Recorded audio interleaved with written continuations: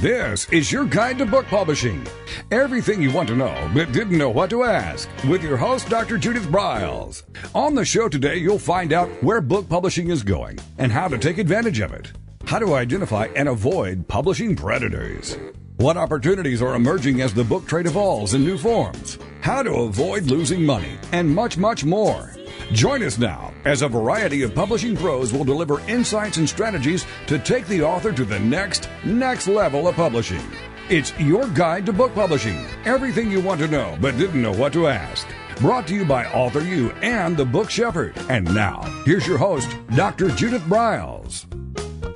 Welcome back to another edition of Author U, your guide to book publishing. And I am so tickled pink, actually tickled hot. It's that time of the year. Our first broadcast of this is in the hot summer days of 2020. With me is Jaclyn Kostner, Dr. Jaclyn Kostner. She is also known as the Webinar Guru.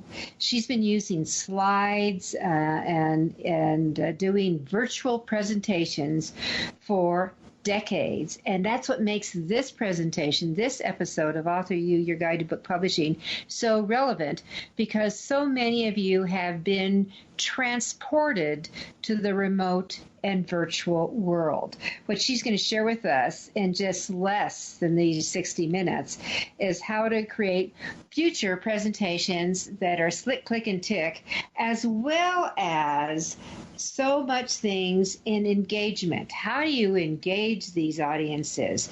How do you keep them involved before they do what most people who, whether they're using Zoom, whether they're using Skype or any of the elements out here, and also the different webinar formats from WebEx to GoToWebinar to fill in the blank, is that the typical norm is called multitasking. You know, I can check my email, I can go through my desk, nobody's going to see me, I can do all these things. And what Jaclyn's forte is, how do you keep them involved from the get-go throughout until you, the presenter, are ready to end? So Jaclyn is a best-selling author. She has done multiple books. And just a disclaimer, we are working together on an amazing online speaking workshop course that you will get through e-learning, available before the summer ends this year. So with that, Jaclyn, welcome back to the show. Hey, a pleasure to be with you. Talk about the weather being hot. So are webinars, and everyone needs to be on them. Well, I think so. They need to learn how to use them effectively. And I think, you know, one of the things, Jaclyn, I think is really important is they don't need to be a drop-in webinar user. Oh, well, maybe I'll do this once a year. I think it's something that they should continue to think, you should use this in my repertoire, that this is what we're going to be doing ongoing. Maybe sometimes some face-to-face, sometimes it may be small groups, sometimes I'm out there speaking, sometimes another virtual format. Certainly podcasting comes into play, but really that how do you work with people around the world at the same time? I love it. I love it too, and it's really a technology whose time has come. It's a challenge, though, when you look at how do you present virtually. I had to laugh the other day on the news. They were talking about how these high school students were getting their class through Zoom. If you've never seen it on Zoom, you can have like 40 people, their images all in a big box in front of you, all split up like a crate, and everybody's pictures in there. It was almost like watching Ferris Bueller's Day Off, that new movie where the very, very boring teacher was looking at these students who were just bored, silly at the desk, hardly able to stay awake. Well, it was the same thing with this. Zoom is really pretty cool, but not if you don't know how to use it to engage your audience. You know, I have to tell you, I was on one of those. There was about 40 of us on the screen, and I ascertained, Jaclyn, that maybe 10%, so we're talking 4 here, people, we're actually looking at the camera. So I mean, and then my favorite thing is someone really told me that they were on a Zoom call and the person took her laptop into the bathroom, did what she went in there to do, and everybody went with her. So don't do that, listeners. Don't do that. It is true. And we need to make sure that when we are giving a webinar, we have to actively engage everybody. That's a real key strategy that's going to help you be successful. It's not good enough to just give your presentation, go through your slides, whatever. If you want to be successful with webinars, it's all about engagement. So what we've got to do is figure out, I guess you have maybe the ABC soup, everything from A for apple to Z for, oh God, where do you go? Zabata. Or you may have step 1, 2, 3, 4. So where are we going to go with this?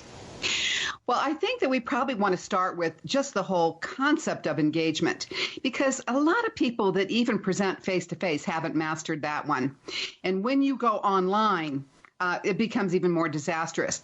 I remember when I first learned how to speak, my speaking coach was awful. And she said, don't be nervous, even though my knees were knocking together with people in the same room. She says, don't be nervous, just look at the back wall.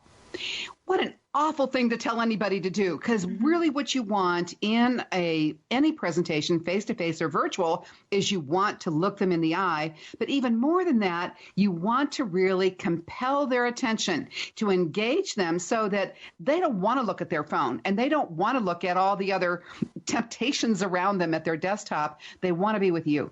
And so the real key for number one is really learn to focus on getting your audience engaged, not just presenting, engaging your audience.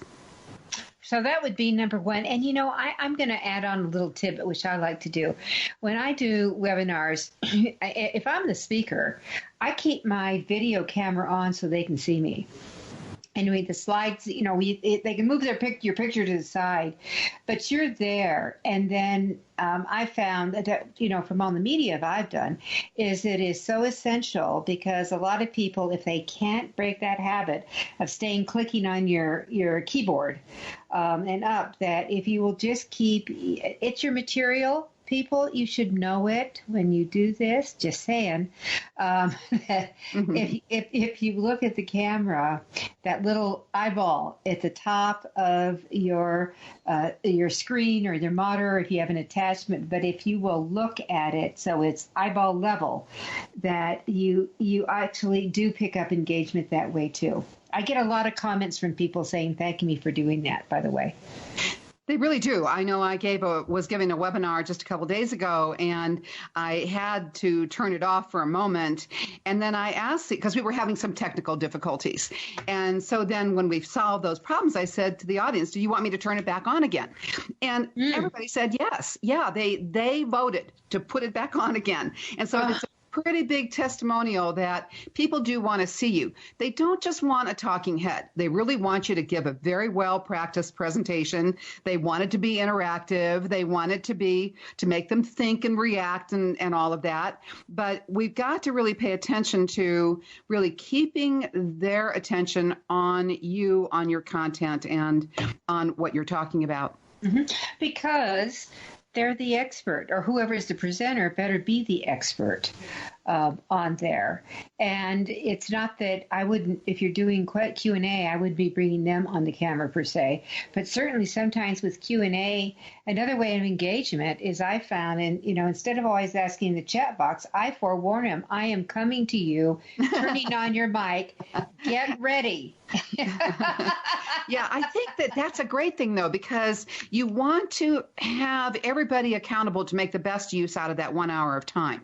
And when we start our webinars, we always say your best learning is interacting with me as the facilitator and with this content I'm presenting with you and with each other. And then we drive 45 changes of interaction per hour, which sounds impossible. We certainly don't put out 45 WebEx polls.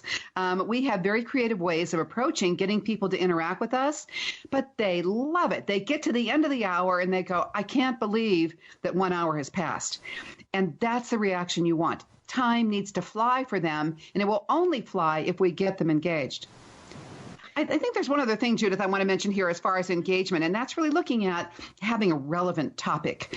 That if you want to get people to sign up and show up and stay engaged, that content has to be ramped up substantially.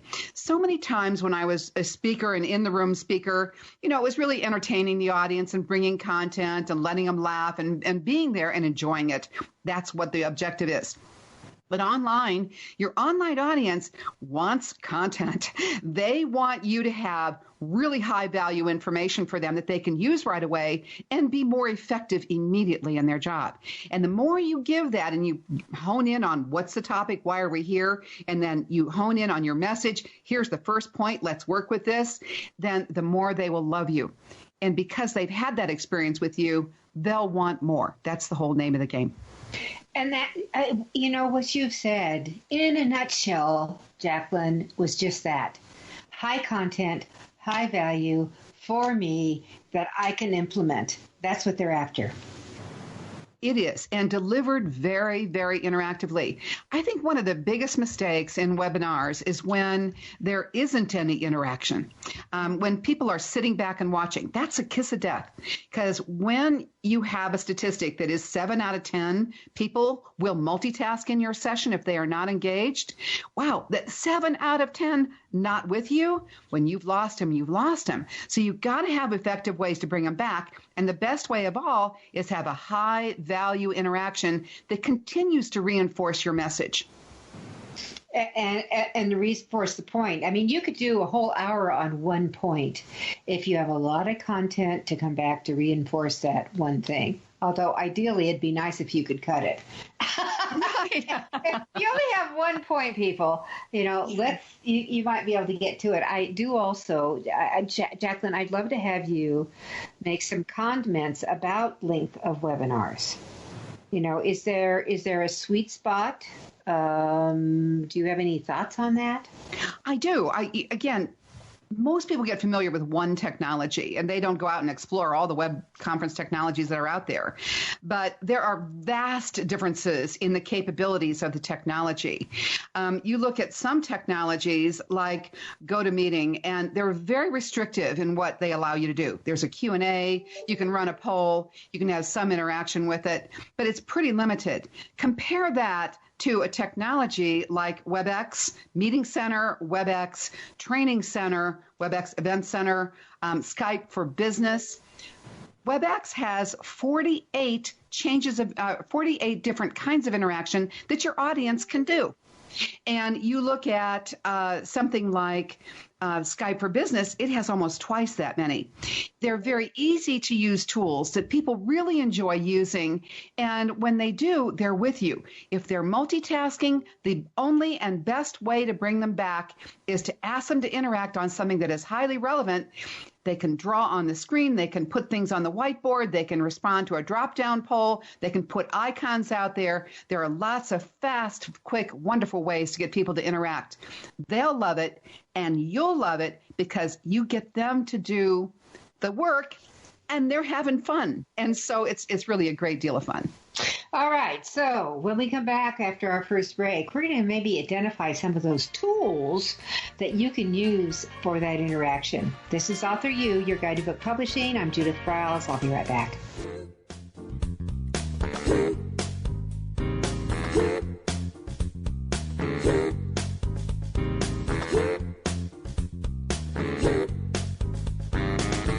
This is your guide to book publishing. Everything you want to know but didn't know what to ask. With your host, Dr. Judith Briles. And we'll be right back with more great information right after these.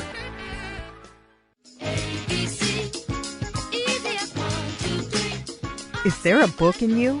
Or another?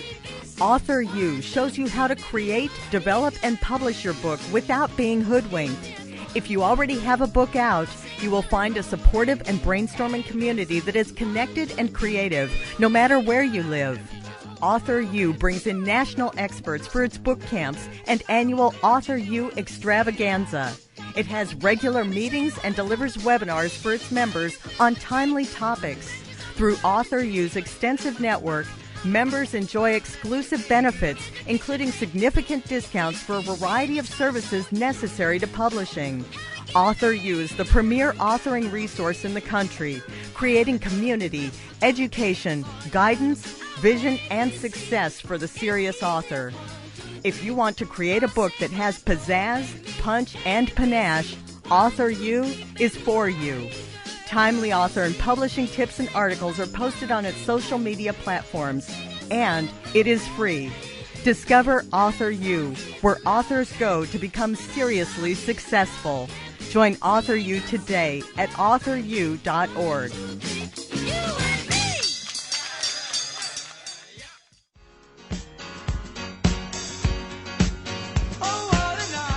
Are you confused about publishing options? Do you know which printing option is best for your book? Does your stomach flip when you think about selling books? Or do you feel overwhelmed with what to do about book marketing and publicity? Get the answers and much more. Get them and from someone who knows publishing inside and out from both the traditional and independent sides, how to make a successful book. You can't do it alone without paying the price. You can spend your money creating a book that turns out to be so-so, or you can create a book that looks and feels classy, builds your brand and platform, and is a success, a bestseller. It is your choice. You choose. If you want author and publishing success, you want Judith Briles as your book coach.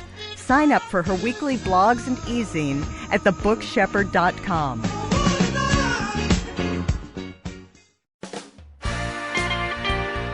Welcome back to your guide to book publishing. Everything you want to know but didn't know what to ask. If you want to write and publish a book, if you want to be successful as an author, your guide to book publishing, everything you want to know but didn't know what to ask, is for you. Stay tuned and you'll hear about statistics, scenarios, and strategies on what to do now to get you published. So let's get back to the show. And here again is your host, Dr. Judith Briles. We're back again with this is Jaclyn Kostner, the Webinar Guru. Her website is WebinarGuru.com. Lots of tips and tools, so explore it. We're talking about engagement, the ultimate thing you need to do, and it's the ultimate sin that most presenters break. So it is. with that, when Jackie said 7 out of 10 participants on the average webinar, and let's say Zoom or let's say any online engagement, are doing anything from tap dancing to taking health breaks to putting together a peanut butter and jelly sandwich. Let me tell you, I've seen them do it all. And so what you want them to do is to be present, to be with you, to hang on to your sage and savvy tips, advice, wisdom, steps, fill in the blank. That's what you want. So that's what this show is about today. And so Jackie really went through like 6 critical components of some engagement factor from getting them focused from the get-go. It's not just presenting. It's getting them focused and being there. And then she started kissing on some of the tools. And I think that would be a great idea if you would give us some of those steps that they might use. And of course, there's a variety of platforms to use. So maybe there's some universal ones, Jaclyn? There are. Let me give you some ideas. For example, in most of the web conference technologies, there is a chat feature, but many people only allow the participants to chat with the instructor or the presenter. What we say is turn that chat into a group chat. And people say, I'm a little bit afraid to do that. They'll put comments in there that are negative. You give them a high-value session. They're not going to sabotage your session. They want to learn, and they'll participate in it. So we use the chat for lots of things. We use it for brainstorming. We actually call it chat storming. We use it for voting, polling, yes, no responses, and just ways to get a lot of ideas out and create what we call an audience presence, that when you're in the same room with people, there's a real high sense of the audience being there. You can hear them laugh, you can hear them sigh, you can hear them groan, whatever it might be, but you can see if they're engaged because you can look around. In a webinar, what you've got to do is be able to use the chat as a substitute for that to create that same level of engagement, that sense that we are all interacting with us. in most of the technologies, there is a way to adjust the chat to be so that everyone can see everyone else's posts. It also is one that you can usually change in the session itself. So if you get someone that wants to put something really ugly on there, you can cut that chat in just a heartbeat. But chat is one that we use all the time. I also love it if I ask people to say, what's your number one problem? And put your answer in chat, one answer only per person, and I'll be quiet while you do that. Well, they go ahead and everybody puts in one idea. And then when it's done, I'm kind of scanning them over to see if there's any idea that comes in from 2 or 3 or more people. And once I do that, I know the people that have submitted the ideas. And if I've got a small webinar, I want to hear their voices. They've been prepared to use their voice because I have everybody do a verbal introduction at the beginning, a brief one. But when I actually look in the chat, and I see their name and I see the idea that they put in there, I will say something like, Mary, you said blah, blah, blah, blah, blah, blah, whatever it was in the chat. A lot of people offered that idea. Tell us why you think that's a good idea.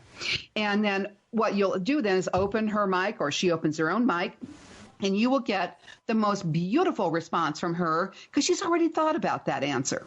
And she already knows why she put it down there. And so when you call on someone, you don't get this awful silence. You get this very, very, very high value response that people love to listen to. What I have to tell you, this aside, I love it when I forewarn them. All right, Mary, I'm going to turn on your mic. Get ready. Okay, so Mary's there, but it's like bang, bang, bang. They're going to hit the mic. Can you hear me? Are you there? Yes, I'm here. Yeah. Well, that's usually why we, at the very beginning, one of the first things we do is say, well, let's find out who else is in the session. And I put a slide up and it says, you each have about 5 to 7 seconds. And in that time, I want you to do 3 things. Tell us your name. Tell us your location. Tell us what your role is in this company that you're working for. And I say, I really emphasize the 5 to 7 seconds. Usually we get about 20, 25 people in there. Everybody wants to know who's in there. And so I very quickly walk them through this. They turn on their cameras. I ask them to turn on their camera while they do their intro and say, you don't have to, but it's really kind of nice to do that. But let's go ahead and hear those introductions. So they already know how to mute, unmute. If it's a group that's not familiar with web conference technology, I'll show them how to do it. And it'll be on the slide that they're looking at while we're doing those introductions. And it just makes it go really well. Then I know we've heard their voice, they know how to mute and unmute, and away we go. Mm-hmm. What I love about you bringing them in, and I've done that too, is that, and like when you selected Mary and you saw that, 4 other people had the same, basically, this is my number one problem, is that, number one, you've already built a community within your community, and that people learn when they hear a 2-voice conversation going on. And that they can have that engagement. And a lot of people hope that someone will state their problem because they don't want to say it. So I've always found that one too. If someone has the problem, I can guarantee so do other people in this gang have the problem. Well, and I think it's a beautiful way to approach that. And again, it's just letting them know presentations are not static. Any presentation that's good is always interactive. So we want to get everybody to interact. But there's another real plus with web conference technology that a lot of people don't think about. We tend to want to have them talk like we do if we're in the same room. Everybody gets their chance. We do round robin, whatever it might be. In a web conference, your chat storm is your talking. Your yes-no response to the survey is your talking. Your emoticon that you put out there when we ask for it is your talking. And so we want to use those tools as a way to speed up the interaction. A lot of times, you're in a room, you give a presentation, you think you did a pretty good job, and you get feedback that kind of indicates that. But in a webinar, you're going to get unbelievable feedback that you've done a good job, because how many are responding to that poll? How many responded to that chat storm that you did? How many were clicking off to another screen? There's an attention meter that shows that on some technologies. Yeah. How many clicked off on another screen? And so you have lots of very specific feedback during your entire presentation that you can measure, and you can change that presentation to make it more effective the next time. Mm-hmm. And I want all of our listeners to who are leading these, don't be afraid to say, let's turn off our email coming in and silence our phones, and all those reminders. So I think that's huge, as you go through that, because there's so much that you can do. Since we're on the video side, you've already kissed that video side a little bit. I love the idea that go ahead and show them where they can find their camera to turn it on. That's number one. Okay. And actually, you sometimes do that in a warm-up before you officially start it. Everyone, find this, find that, because they're going to be using it. But you talk about having a warm video presence. So would you like to expand on that a little bit? Oh, this is really, really important. I think with the pandemic and all of us, if you watch the news, they were hooking in different people from around the country, world through Skype. And it was just hilarious to look at some of these. One that happened just last week. This woman is doing an interview. This is internationally distributed television that she's on, and behind her is her unmade bed, pillows thrown on the bed, the bedspread all in disheveled. It was just, I thought, did you not think about what you were projecting about yourself in this? You'll see people in the kitchen with dirty dishes in the background and all kinds of things in the background, particularly if it's in the bedroom. Some look like they're in a little closet. They've got a little narrow bookshelf behind them that looks like it hadn't been dusted in 15 years, and the books are in every direction. If you're going to have video presence, there's two elements. There's you and how you are projecting yourself, but there's also everything behind you. And there are lots of ways we can make that better. Mm-hmm. With COVID and that we've all gone through, I've loved seeing some of the backgrounds. Some of them, I'm already trying to read what their book covers say. I've got my head turned, and as you and I are on here, my head is now turned looking at my book covers.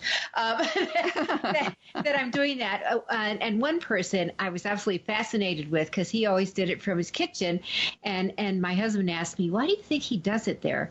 Because he was on a daily type of show. And I said, because the light is best. Most kitchens have really good light, especially if there's a dining area. So I bet you that's one of the reasons. You've got, the sunlight. But I was fascinated watching this fruit bowl move around on top of a granite counter and what fruit was in it today and what they ate yesterday. That's pretty funny. Yeah, I remember one video. We were doing a multi-site. It was a video training, and in the particular technology we had, it rotated from site A to B to C to D, and each site might have had one person or three people, and small people in each location. But I remember it was so hard to concentrate because every time it came around to this person that was in Sydney, Australia, she had a chicken leg. A turkey leg. And she was trying to gnaw on this thing. It was her lunchtime while we were connecting with each other. And each time it came around to her, I could hardly stop laughing because she kept gnawing at it, kept getting more and more eaten. It was just awful. People turning around with their rear end at the camera, as they try to squeeze out of the room. I thought, really, people, you've got to pay attention to what are you projecting during that. All right, so we're going to take a quick break so we can get into how do you emulate a warm presence.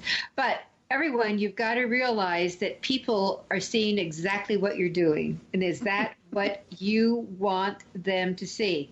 I suspect not. So really think. And so when you turn on your camera, when you're ready to go and you're looking around, hey, reverse it so you can see what's behind you. So you have some idea what they're seeing. What you are looking at is what they're seeing. And with that said, we're going to take another quick break. With me is Dr. Jaclyn Kostner. We're talking about how to really be a superstar when you are presenting remotely. It's Author U, your guide to book publishing.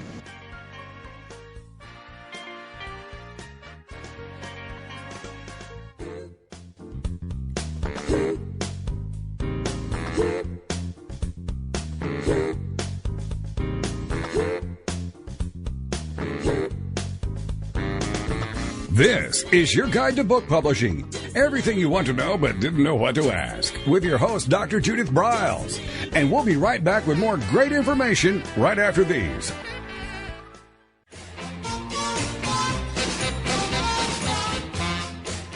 Discover the power of you and your book at the Judith Briles Unplugged events.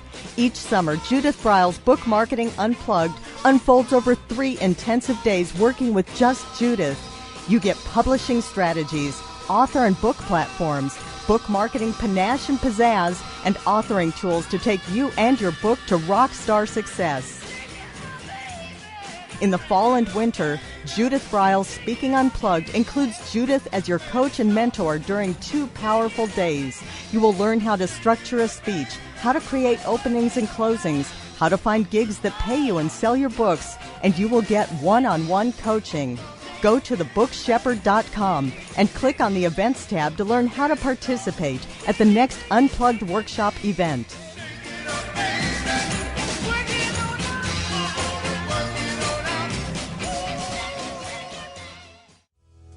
Congratulations on getting your book published. The effort you put into your work is truly commendable. But what's next? What will happen to all the knowledge you have worked so hard to acquire to produce your book? Here at TogiNet Radio, we can provide you a platform to keep your knowledge working for you through the power of podcast. The subjects our podcasts cover are as varied as the grains of sand on a beach. From life coaching to military resources to business success, even to the paranormal. We have a place for everyone. To get started on your next step, call Scott at 903-787-5880 or email him at scott@toginetradio.com. That's SCOTT at TOGINETRADIO.com.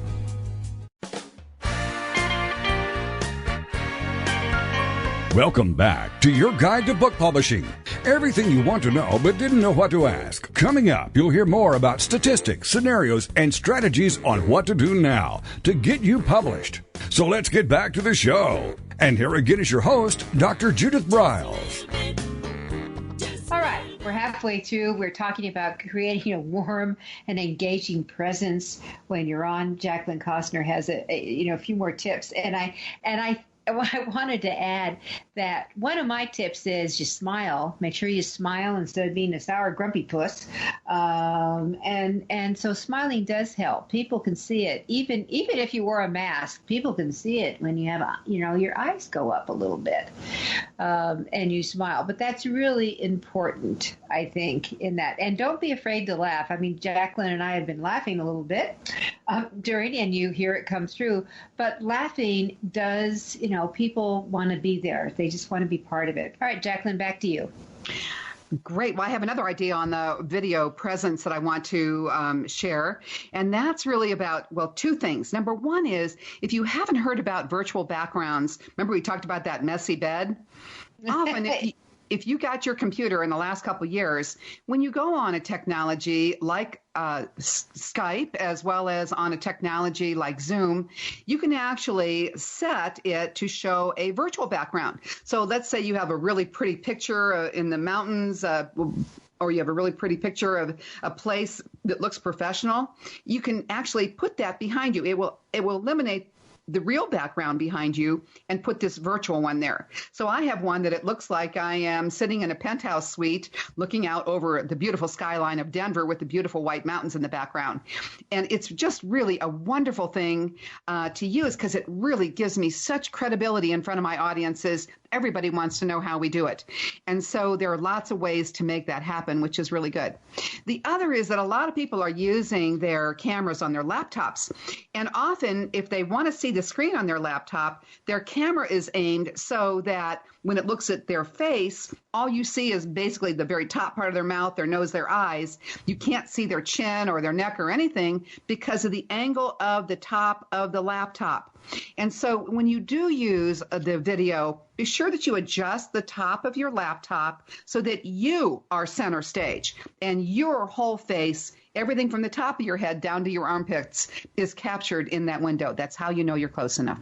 And then I'm going to add on for all of you, especially if you're going to be playing with your camera, make sure you get a light that is behind your monitor or your screen that comes at you. And I don't have the exact name because I've left it down in my other office as we're creating this podcast for you. But, it's like a circle ring, and it has 3 different colors of light. And the color I'd recommend is the one that is the softer. It's almost like a pink, a softer one. It makes your face. It actually takes away, ladies, a few wrinkles. So you want to use that instead of a bright white, white light or the blue light. Those are going to be your 3 shades. You can find those for Amazon under $70. It is a great, great asset to your presentation kit. So I'm going to recommend that one to it. Jackie, you know what? I'd love to have you mention a little bit more in the background. You're talking about green screens, variations of green screens, or some of the things. That's one thing. I have a green screen now that fits behind my chair. It's actually like a slingshot over the chair, and it's a big square, and it goes right in. So I have a green screen. But you're talking about technology that is incorporated within your computer system, are you not? It is. I do not have an actual green screen behind me. If you've ever seen the screens like they use on TV for the weather, and they're this awful color of green. It's just a terrible color. Yeah. But it lets people that know how to work with videos and images to get rid of the background and to eliminate that bright green awful color. Well, the computer will do that, and the camera will do that if you have the right equipment, you have the right software. So it's in the settings is all I can tell you. But I love it because I can, even in the session, I can change my background. I can look like I'm in the mountains. I can look like I'm on a building, as I said, the penthouse. I can look like I have an office that's an executive suite behind me with meeting room and all that. Whatever the image is you want to put behind you, you can have there. You can even put a slide in there that has your logo and things in the background, look real professional. So it's really creative and fun. So it's a virtual studio. I mean, how cool is technology that has created the ability to do this, where you just click and you've got it away? One thing I would say about the seasonal thing, Jackie, you mentioned the snow. I would suggest it is like, for right now, we're in a hot summer. I would probably use something that is summery in my background. Yeah, it is. You want to have beautiful green trees and all of that, whatever you want to have out your window. So, we actually have ones for each of the 4 seasons. And then we also have ones that we can use that are motion backgrounds. We actually have some that are leaves, like I'm standing in front of a live tree and the leaves are kind of going back and forth and the sun is kind of creeping out behind it. Mm-hmm. We have some like that too, which some of the technologies will enable you to use. It just really makes it wonderful. I love it. Yeah. So this is something that you get to play at, everybody. This is something that you should go through. You should explore your options. And as Jaclyn said, you check out your settings to see what's in there, because a lot of people don't know what their computers have and what they don't have. That's right. And so find out what's there. If you're not sure, call the place you bought the place, you bought it at, and say, what does this baby do? Or you can go to the Google and just ask, can I have a virtual background on my laptop while I'm speaking, or something like that. Jackie, you may have some other ideas, but I just start asking. Right. I think that probably the last thing I would add to this on the video presence is you've got to pay attention to, I hate to put a technical word in here, bandwidth. You may have heard of the word bandwidth. It's kind of like, when I was a kid, we used to get milkshakes. You could suck your brains out, trying to get that milkshake through that straw, so that you could taste it. Well, bandwidth, there's information that's going through your network, and video puts a lot of stress on that bandwidth. And I find that, like, when we do a lot of webinars that go particularly into the Far East and the Middle East, and Africa, sometimes the bandwidth is less than we need. And so when it gets to their end, they may get stuttering of the video, stuttering of the audio, and different things. So if you're in the U.S., we find pretty much even people from home computers tend to have enough bandwidth. But we certainly saw a number of them on TV where the person, again, is on Skype, and you can't even see them because their voice gets weird, their image pixelates, just looks real weird, doesn't move real well. And so know what where you're calling to, and make sure that you have the best bandwidth that you can get in your home. Really, in your home today, you can get awesome bandwidth. You don't have to have the business level bandwidth. All right, so we're talking whoever's your internet supplier. Yeah, Comcast, whomever. Well, yeah, Jaclyn and I are doing Comcast. So this would be, because they do upgrades all the time. And if you're in an old plan, for example, you're left at the gate. So this is where you need to call their friendly customer service and say, I've been a loyal customer for 782 years. And surely you're going to upgrade me and not charge me, right? I would guess that's where I would start. So right. see what you can negotiate. And get that, because first of all, your bandwidth on your end, you need to have it as most as you can get. And I think what Jaclyn says, you don't have to pay for. A lot of times they'll try to goose you up to, you need the business plan. I have some people that are just entering into contracts that are getting better bandwidth than I personally have. So this is on my to-do list tomorrow morning. To really go in and say, look I have been a customer of yours for 30 years. And if you really want to play games, go in and see what you pay this group monthly, and then let them know how much money you pay them. I mean, that's always kind of fun too, everybody. It might make you sick. Mm-hmm. But then the other thing is to let them know I'm a valued. Use the word valued, by the way. I'm a valued customer. And we are getting a lot of interruptions, and I'm understanding you have an increased bandwidth that you're offering to new customers, and I want the same thing. When can you put it in? And I would just assume you're going to get it. But maybe that's my pushy self coming across, Jaclyn. I was going to say, you want to come over and negotiate for me, Judith? Okay, but that's something you want to think about, everybody, on that. All right, so these are just wonderful tips from creating a warm video present while you have it.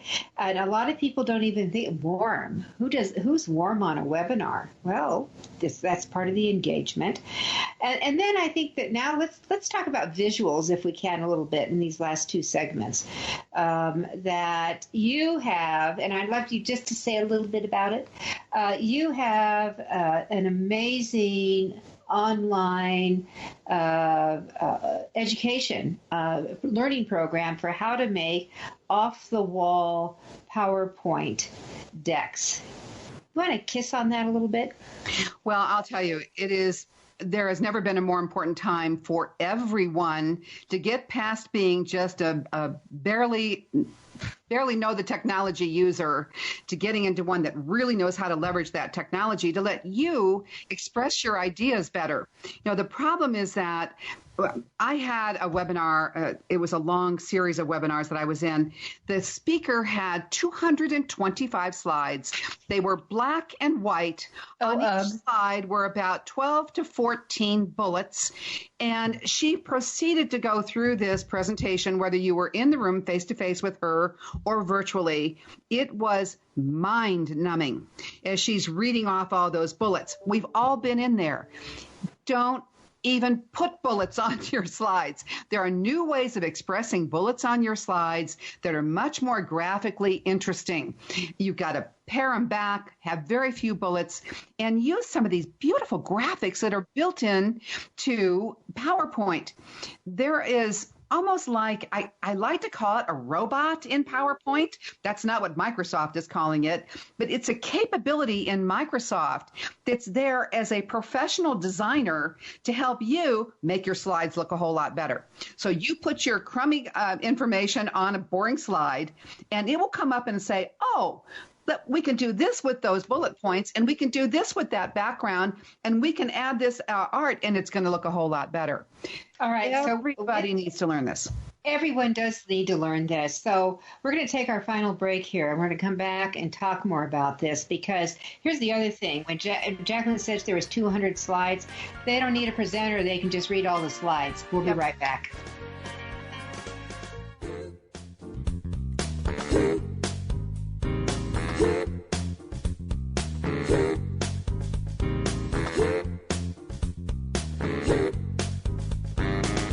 This is your guide to book publishing. Everything you want to know but didn't know what to ask. With your host, Dr. Judith Briles. And we'll be right back with more great information right after these.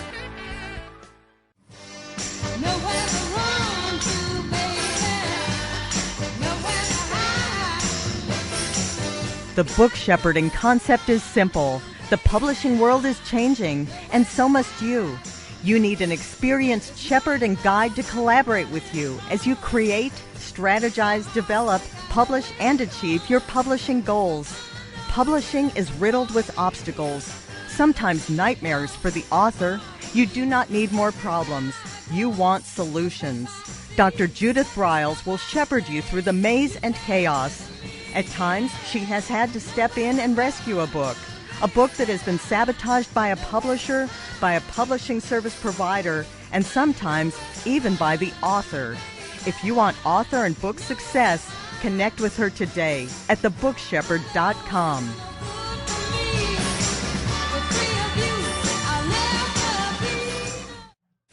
It's the Fitness Minute with fitness expert Annette Hammond. Men's Health magazine touts the benefits of working out on the treadmill.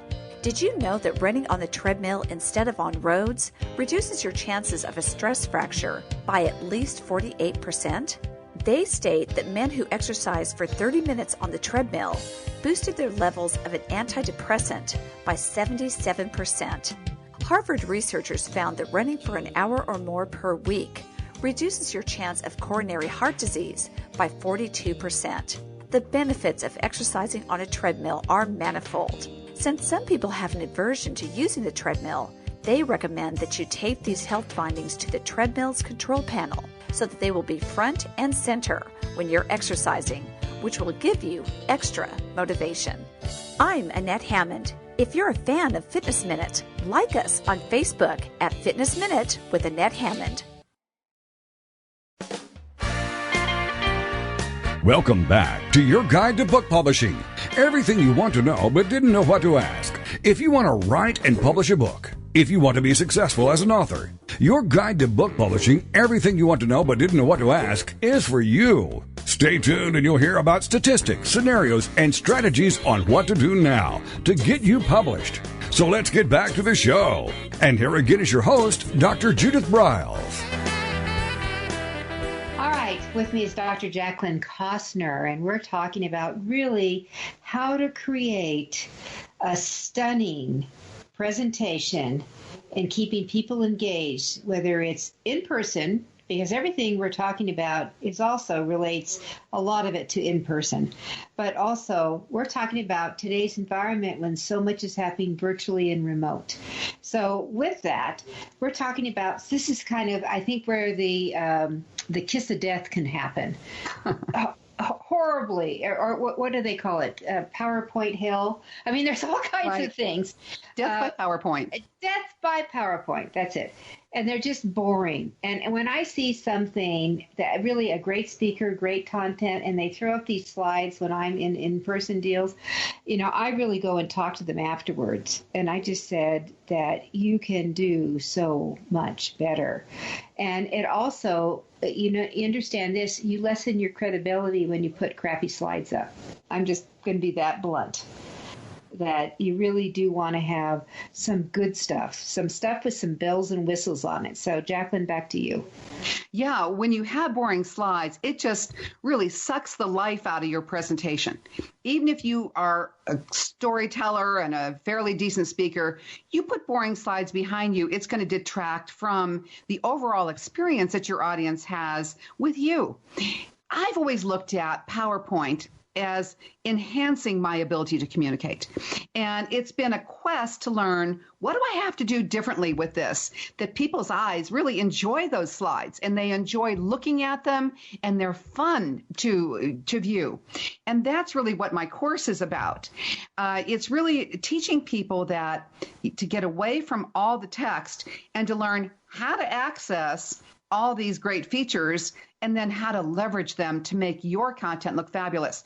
You know, it's one of those things that even if you have a robot, you never know what that robot's going to turn up with. You must ultimately understand the graphics. You must understand what makes a great title slide, what makes a good content slide, what makes anything better. How do you put a video in your slide deck and make it work?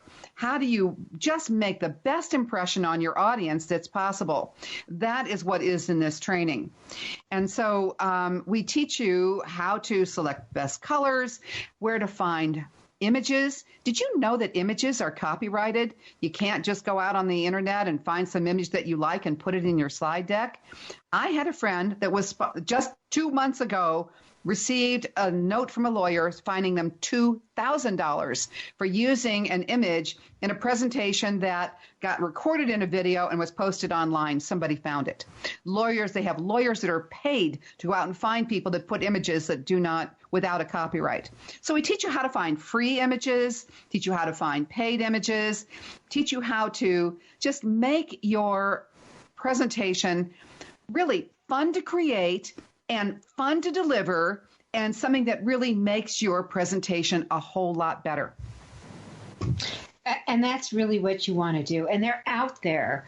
And by the way, if you do pull it down and it says that this is a free thing, make sure you copy that shows that's free unless you get one of those nasty letters and saying, wait a minute, it's posted here.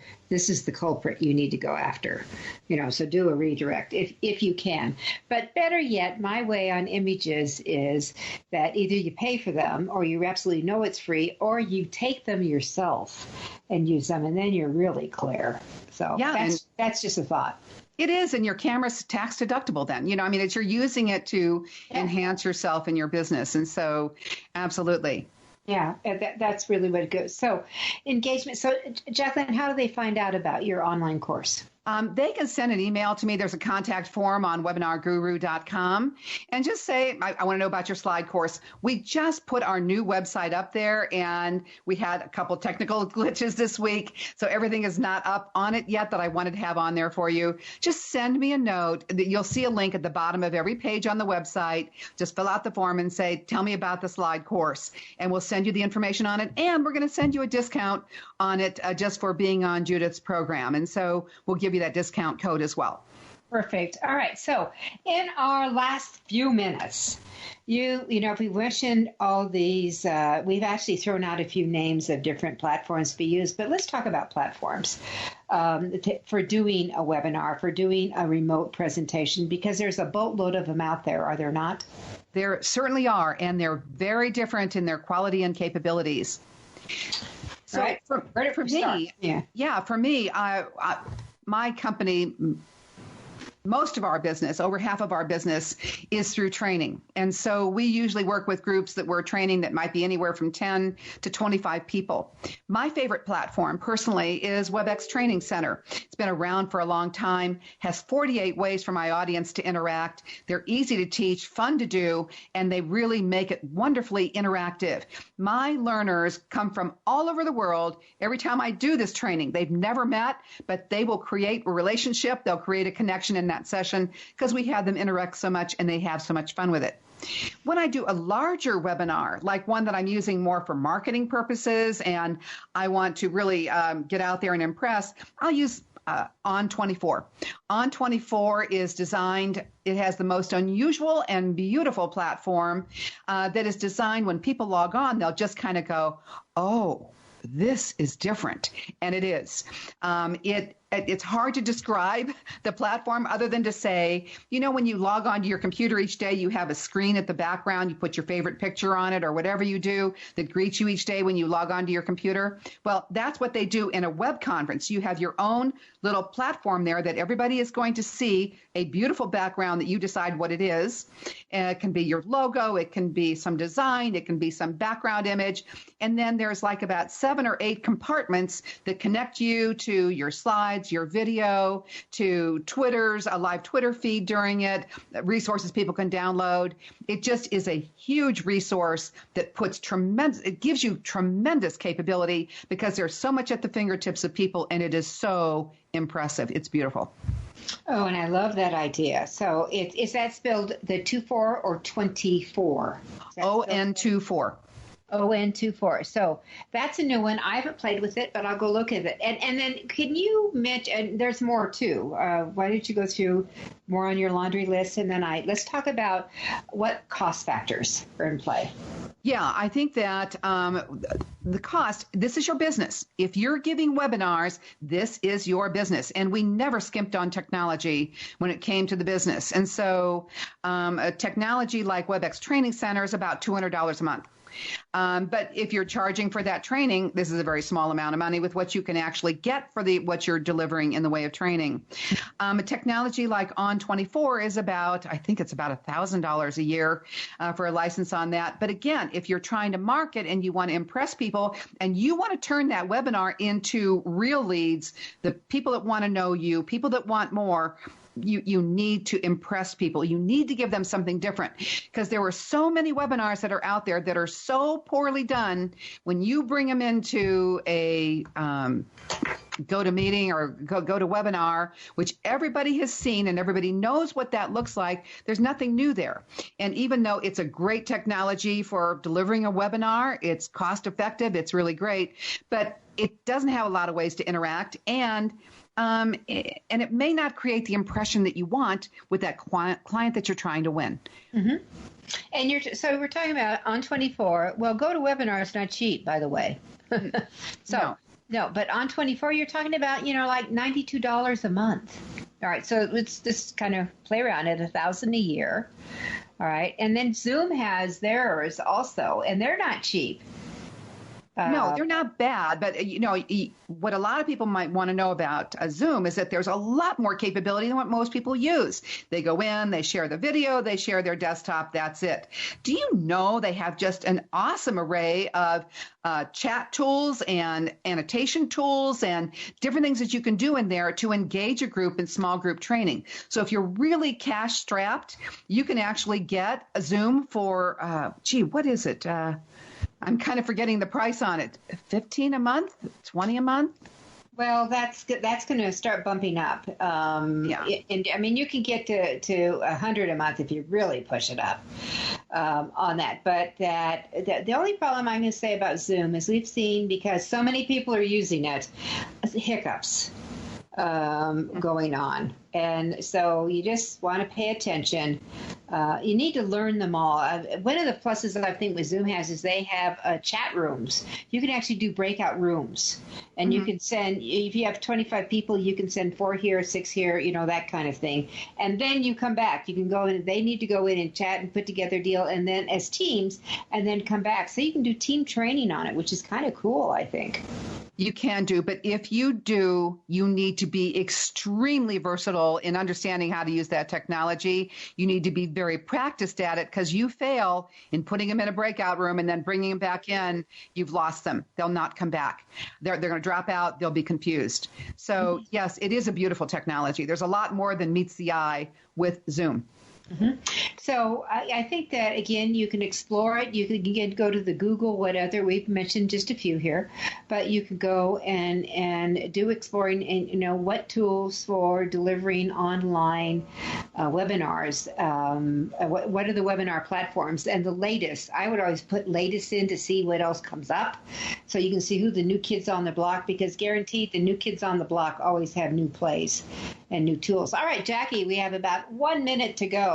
what's the number one thing you wish people had asked you that have come to you saying, how do I do a webinar, that they don't? That they don't usually ask? Yep. It's, what do I need to do to be successful? And there's a lot of things there. This is not the same as presenting in the same room. Your audience has different expectations of you as the presenter or trainer. And so it's really important that you think a lot more, not about how am I going to get this information across. The whole essence of success is in how am I going to keep people engaged and interacting and thinking and learning and enjoying the experience. That is how you will end up getting the really great ratings. And that's where you're going to end up growing your business, getting more referrals, and just having a great time. All right. So with that said, if you want to, listeners, want to have a good time, have the people you're working with get engaged, interested, really embrace the learning you give, really thinking about it and having a good time, this is where you start. With that, Dr. Jaclyn Kostner, thank you so much for being on this episode. Judith, thank you so much. It was a pleasure. All right, everyone. Go out, write, publish, learn how to market, engage, as Jean-Luc Picard used to say. We'll see you next week.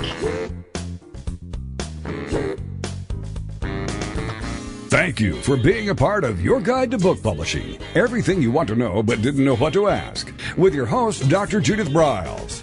Each week, a variety of publishing pros will deliver insights and strategies to take you, the author, to the next level. You'll learn tips and secrets on how to create, strategize, develop, publish, and achieve book publishing success by making one very simple change in your book's journey. How to avoid the publishing predators. How to create an author and book platform that rocks. Learn how to make a living with your words and your books. Learn how to publish a book that has no regrets, and so much more. For more information, check out AuthorU.org, where authors who want to be seriously successful go. And Judith's website, thebookshepherd.com. Then join us again here next week for more. It's Your Guide to Book Publishing. Everything you want to know but didn't know what to ask. With your host, Dr. Judith Briles. Brought to you by AuthorU and the Book Shepherd. Thursday evenings at 6 p.m. Eastern, 3 p.m. Pacific on the Rockstar Radio Network.